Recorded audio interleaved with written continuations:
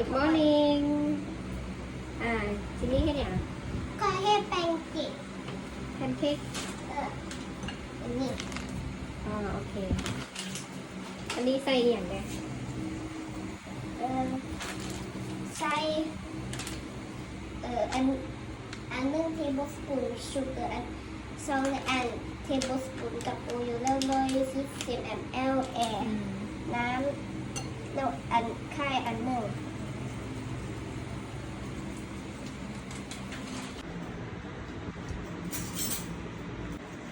ตื่นเช้ามาเพิ่งมาเห็น